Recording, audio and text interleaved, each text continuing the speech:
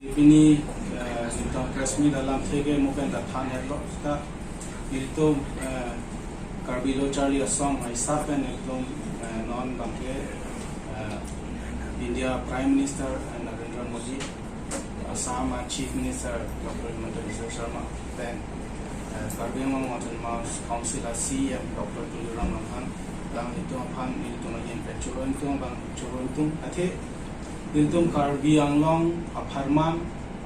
Karbiang Long Kachintur Nigeria mu, Karbiang Long Dukisum Alam the Assam Assembly Long Pali Nongji apaan CDC nang pabatpi, kaso putra bangke Niltum Karbilo Charlie Asong ahin pen bangke niltum lagi dengrimelo welcome lo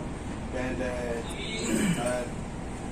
Dr. Tuliram Namhan CM Karbiang Mountain Mouse Council alang kan churo reu ni ate alang li dode sangse kabor even si ala CDC la non-delimitation pakut CDC ke padunong lo la bangke niltum ningarong linear ni lo lagi putimo si kimana ni lo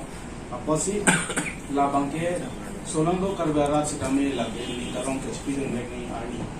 ilitung apor hosi la si ke ba si ke lagi ilitung apor ilmo hosi ilitung tekelong ro hosi ilitung la so harman de bimena ko pen ke wangjia ni bangke lada la si ke ba pen Karbiang kaching thur amo taklang ko pen Karbiang kisum ke boy pen da job ko hosi lagi tekelong da si la non sit ke para logar long ilitun ke bangjia ni sida arun se tun ke mang employer ke mang abang itun bola ala sempre ke mang da itu ma nutin sida me kado ve non ason ilitun aja pun chipen Dr. Tuliram Namhan CM long kachara plonson khasi employer baha sida me itu kado ve sulang do Karbiang no arat an sida me alang no aja pun chipi pun intention ilitun মানে ভাল খবৰ আহি পাইছোঁ আগত 4টাৰ পৰা এতিয়া 5টা এটা বাঢ়িছে এইটো মানে খুব মানে ভাল আনন্দৰ কথা সেইটো কাৰণে আমি আজি মাননীয় CM doctor Himanta Biswa Sarma chief minister of আসামক ধন্যবাদ জ্ঞাপন দিব লাগিব লগতে আমাৰ chief executive member Karbi Anglong autonomous কাউন্সিলৰ ডক্টৰ তুলিৰাম ৰংহাং ছাৰক আমি ধন্যবাদ জ্ঞাপন কৰিছোঁ এই মঞ্চৰে যোগেদি তাৰপিছত আমি বিশেষকৈ আনন্দিত যোৱাকালি আমি শুনাৰ লগে লগে একদম আনন্দৰে আমি আমাৰ এই অফিচত পতাকাখন আমি ফুটালোঁ ভাল মানে আমি ডিছকাছ কৰিছোঁ যে আমি যোৱা ৰাতিহে প্ৰেছ মিট পাতিম বুলি ভাবিছিলোঁ কিন্তু সময় নাথাকাৰ কাৰণে আজি ৰাতিপুৱা আপোনালোকক মাতা হৈছে তো আজি আমি মানে আনন্দৰে ইয়াত মানে অকল কাৰ্বি বুলি নহয় কাৰ্বিআংলং থকা 26টা জাতি জনজাতিৰ মানে কেনে আনন্দৰ দিন মইতো তাৰপিছত আমি ডিমাচা ছাত্ৰ সন্থা হিচাপেও আমি মানে কৃতজ্ঞতা জনাইছোঁ অসম চৰকাৰ তথা কাউন্সিল চৰকাৰ এইটো চৰকাৰ মানে খুব ভাল চৰকাৰ কিয়নো বুলি ক'লেতো একদম বিনা ধাৰণাৰে কিবা মানে আৰ্থিকভাৱে চিন্তা কৰিছে জনজাতিৰ কাৰণে আৰু এইটো নিচিনা চৰকাৰ আমাক লাগে বুলি মই ক'ব বিচাৰিছোঁ ধন্যবাদ দিবৰ কাৰণে আজি আমি প্ৰেছ মিটটো আয়োজন কৰা হৈছে এইবাৰ পৰা যে 5খন হ'ব গতিকে গোটেই কাৰ্বিআংলং বাকী আজি উৎফুল্লিত হৈছে আৰু লগতে এই যি বিধানসভাৰ এখন চিট যিসকল ব্যক্তিয়ে আমাক কাৰ্বিআংলং বাকীৰ কাৰণে লৈ আনিলে প্ৰথমতে মই কওঁ যে ভাৰতৰ জনপ্ৰিয় প্ৰধানমন্ত্ৰী নৰেন্দ্ৰ মোদী দেৱ আৰু লগতে অসমৰ জনপ্ৰিয় মুখ্যমন্ত্ৰী হিমন্ত বিশ্ব শৰ্মা আৰু লগতে কাৰ্বিআংলং আৰু ডিমাছাৰ কাৰ্বিআংলঙৰ যি মুখ্য কাৰ্যবাহী সদস্য ডক্টৰ তুলিৰাম ৰংহাঙৰ অশেষ প্ৰচেষ্টা আমাৰ কাৰ্বিআংলং ভাষীক এটা উপহাৰ দিলে গতিকে মই তিৱা কালচাৰেল ছ'চাইটি তৰফৰ পৰা আদৰণি জনাইছোঁ আৰু অনাগত দিনত আমি কাৰ্বিআংলঙৰ ৰাইজৰ যি ভালৰ কাৰণে আমি কাম কৰি আগুৱাই যাম বুলি মই আপোনালোকৰ আগত ধন্যবাদ আৰু বিশেষকৈ আজি হিল পিপল কালচাৰেল ফৰামৰ সংগঠনৰ জৰিয়তে কাৰ্বিআংলং বাসীক সমগ্ৰ অসমৰ আমাৰ নেতৃত্ব chief minister doctor Himanta Biswa Sharma ছাৰক আমি ধন্যবাদ দিবলৈ কাৰণেহে এইখন প্ৰেছ মিট আমি আয়োজন কৰিছোঁ আৰু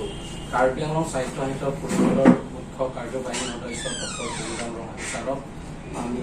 ধন্যবাদ দিবলৈ কাৰণে এখন প্ৰেছ মিট আয়োজন কৰিছোঁ। কিয়নো আমাৰ কাৰ্বি আংলং সাহিত্য পৰিষদৰ আমাৰ